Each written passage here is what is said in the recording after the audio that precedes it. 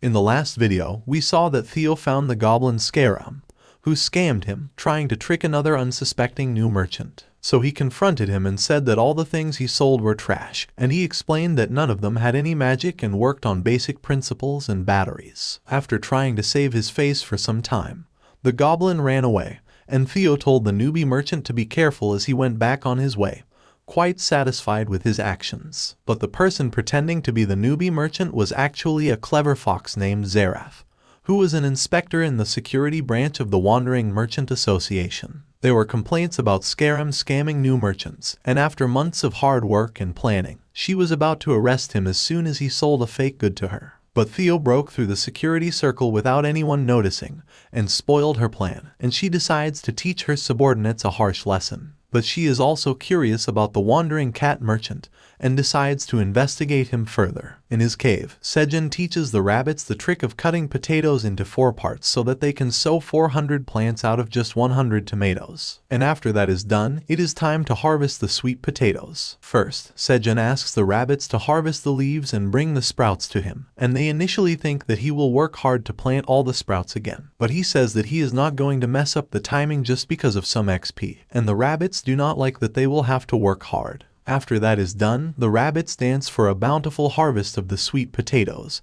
and the first crop that Sejun digs up is a great surprise. It is a golden sweet potato that shines the moment it comes out of the soil, and its information window tells Sejun that it was the sweet potato pumpkin of the sun, a new mutated variety that he had grown, and it was his achievement. Sejun and the rabbits can only stare with awe at the new variety he just discovered, and he looks at a list of messages from the system about his achievement. While the job XP and harvest skill proficiency increase only by the previous amount, the real benefit is the exclusive right to cultivate the new variety. No one in the tower could cultivate the sweet potato pumpkin of the sun without his permission, and Sejun is amazed. He realizes that only he can grow and have this sweet potato. Even if he harvests it in bulk and gives it to anyone else, they cannot grow it without his permission, and he can earn profits from it forever. So he does not waste any time and plants the new variety back in the soil again. Sejun admits that he really wanted to see what it tasted like, but at this point, the best decision was to plant it and harvest it later. After he is done with that, Sejun exclaims that it is time to harvest some regular sweet potatoes,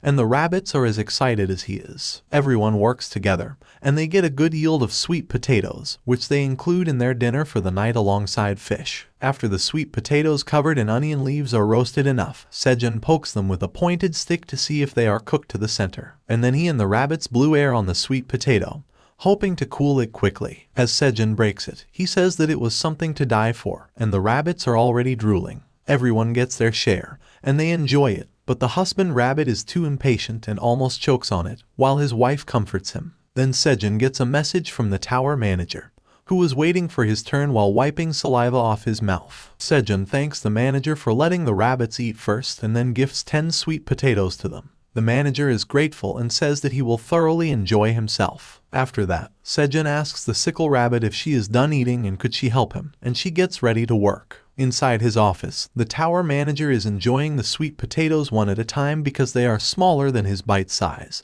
But he has eaten all of them and now craves more. As the tower manager tries to ask for more sweet potatoes, he sees Sejun doing something strange through the crystal ball. With the help of a sickle rabbit, he had made long French fries like slices of the sweet potatoes and was drying them over onion leaves. He says that after drying them completely on one side, they should turn them over to the other side, and he asks the sickle rabbit to cut one more sweet potato. She does that quickly and effortlessly, and Sejun praises her for the even sizes of the pieces, and she is quite proud. The tower manager sends him a message, saying that he is very furious that Sejun is throwing away delicious sweet potatoes. But he calmly replies that he was not throwing them away but drying them to make something even more delicious later. The manager is curious and asks him what he is making, and Sejun asks him in return if he has ever heard about the dried sweet potato. In the outside world, Kim Dongshik has reached Sejun's home to fulfill their contract, and as he rings the bell, someone shouts, asking who he is. Dongshik asks if it was Park Sejun's address, and his younger brother Sedal opens the door in a hurry,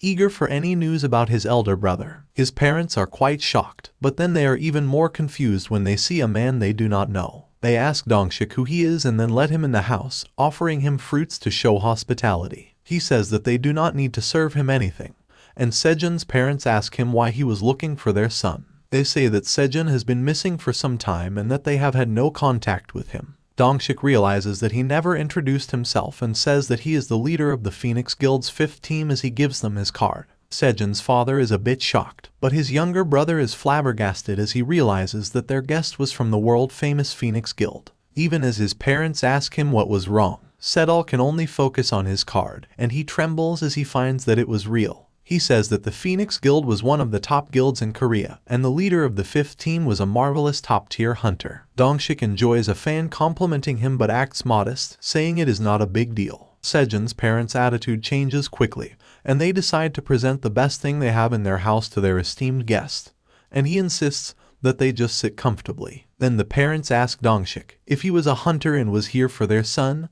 Was Sejun also in the tower? They are confused about when he entered the tower and why a top-tier hunter was here instead of him. Dongshik replies that he was here to deliver something to them at Sejun's request and takes out an envelope from his coat pocket. He places the envelope on the table, and Sejun's family is horrified. They think that it was a will and their son was dead, and they start crying and wailing, and Dongshik panics as he tells them that it was not a will, and their son was alive and well. The family calms down a little on hearing this, and they open the envelope to find a check inside. It takes them a lot of time trying to comprehend the zeros before they realize it is worth 50 million won. They are stunned, and Dongshik adds that Sejun gave him the message to apologize to his parents for going to the tower so suddenly, and he was well, and he wanted this money to be delivered to his parents. Sejun's father exclaims in joy, saying that his son was smart just like him and that he always knew he would make it big wherever he went. His mother asks Dongshik if Sejun was really doing well, and why he did not come here himself to give this money to them. Dongshik replies that Sejun probably could not exit the tower because of the quests, but it was a very common thing that happened with all hunters, and he urges her not to worry. Then he turns to Sejun and asks him what he meant by Sejun being missing and if they really had no idea that he entered the tower. Sejun replies that his brother suddenly went missing about 5 months ago, and they have had no contact with him since then.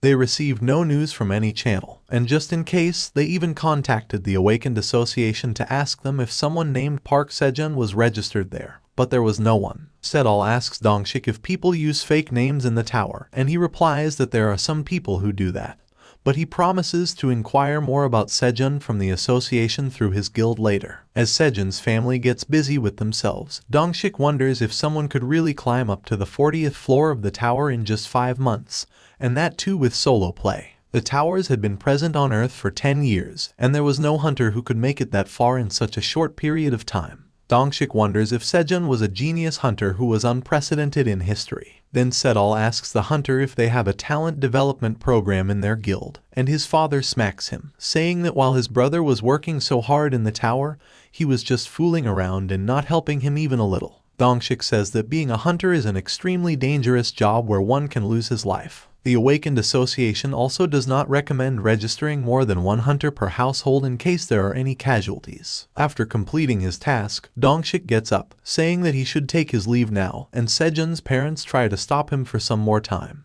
They say that they have not served him anything yet and ask him to at least have a meal with them. Dongshik politely refuses their offer, saying that he came here to complete Sejun's request just as he left his tower, and had not even gone home yet, where his family was waiting for him. With that, he wishes Sejun's family goodbye and gets into his car, where he gets a message from the tower that he has completed the contract quest. Dongshik is glad and then decides that he should go home now. As he is driving back, he gets a call from his daughter, whom he really loves. He acts like a baby as he talks to her and asks her if she missed him. He asks her to guess what he brought and then answers himself, saying that he brought the thing she wanted the most. And meanwhile, in the tower, Theo is walking back to Sejun's cave while eating something he bought in the market, and he complains that the 99th floor is too far away. With this, the chapter ends. First, we got to learn about the exclusive rights of the new species and saw Sejun do the right thing by planting it rather than eating it. And then Dongshik fulfilled his promise like a gentleman. We will have to wait to see what Sejun plans to do with the dried sweet potatoes and if anything else gets ready to harvest anytime soon. If you enjoyed the video, leave a like and tell us in the comments. Also, subscribe to the channel for more videos like this.